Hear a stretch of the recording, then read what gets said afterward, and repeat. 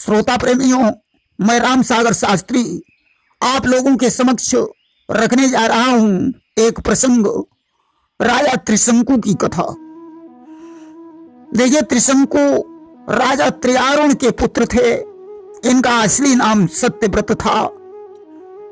इन्होंने जीवन में 3 पाप किए थे, इसलिए इन्हें त्रिशंकु कहा गया है कि पितृ अवज्ञा, गौहनन, दुजतीय गमन, सकाम, 3 पाप कर भूप का पड़ा त्रिशंकु नाम। नंबर 1, इन्होंने पिता की आज्ञा का पालन नहीं किया। नंबर 2, इन्होंने वशिष्ठ जी की गाय का हनन किया। नंबर 3, इन्होंने ब्राह्मण की पत्नी का गमन किया। त्रिशंकु का नाम सत्यव्रत था, परंतु यह सत्य का पालन नहीं करते थे।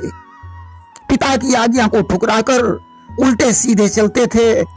एक बार इन्होंने एक ब्राह्मण की पत्नी का हरण कर लिया, जिसके कारण राज्य में 12 वर्ष का अकाल पड़ गया।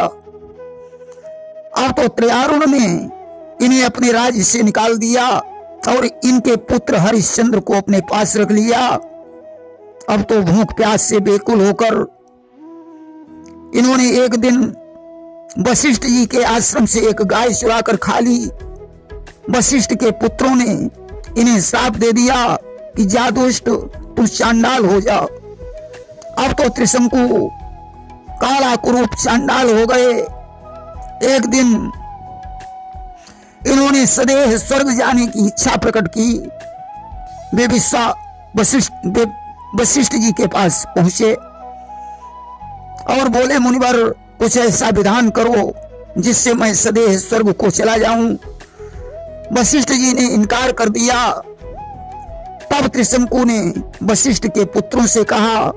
उन्होंने भी जब इनकार कर दिया तो विचार करने लगे कि मालूम पड़ता है मैं सदैव स्वर्ग नहीं जा पाऊंगा। कि छूट गई जब अंत में स्वर्ग गमन की आस, तब बेबस हो कर गए कौशिक मुनि के पास। अब तो इनके दिमाग में आया कि चलो विश्वामित्र से और पूछ लेते हैं। आज विश्वामित्र के पास पहुंचे। विश्वामित्र उस समय तपस्या के बल पर राजर्षि बन चुके थे। आज उन्होंने त्रिशंकु से कहा, तुम चिंता मत करो, मैं तुम्हें सदैव स्वर्ग भेजूंगा। कि बोले कौशिक सहित स्नेहा, और भेजी हूं तो को स्वर्ग सदेहा। आज विश्वामित्र ने यज्ञ का विधान किया और उस यज्ञ में वशिष्ठ जी के 100 पुत्रों को आमंत्रित किया। उन्हें विश्वास था कि वशिष्ठ के पुत्र यज्ञ में जरूर आएंगे। जब वे नहीं आए तो उन्हें श्राप दे दिया, जाओ दुष्टों, तुम सभी चांडाल हो जाओ। आज इंद्रादि देवता भी यज्ञ में भाग लेने नहीं आए। तब तो विश्वामित्र को क्रोध आ गया और उन्होंने कमंडल से जल लिया। कि जल लिया कमंडल से, बोले कौशिक करतब दिखलाएगा, मेरे ही आज तपोबल से तुम अभी स्वर्ग को जाएगा। बोले त्रिशंकु, अब मैं तुझे अपनी तपस्या के बल पर सदैव स्वर्ग भेजूंगा। आज विश्वामित्र ने तपोबल से त्रिशंकु को स्वर्ग भेज दिया। त्रिशंकु जब स्वर्ग में पहुंचा तो देवराज इंद्र ने लात मारकर उसे नीचे गिरा दिया। त्रिशंकु चिल्लाए, गुरुजी मेरी रक्षा करो। विश्वामित्र ने कहा, तुम वहीं ठहर जा। आज तपस्या के बल से विश्वामित्र ने उसे नीचे नहीं गिरने दिया कि वह उल्टा उल्टा लटक गया।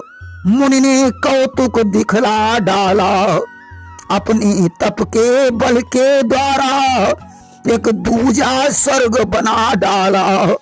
त्रिशंकु उल्टा उल्टा लटक गया। विश्वामित्र ने अपनी तपस्या के बल से वहीं एक दूसरे स्वर्ग की रचना कर दी। कहा जाता है त्रिशंकु की लार से कर्मनाशा नदी की उत्पत्ति हुई। प्रेम से बोलिए वृंदावन बिहारी लाल की जय।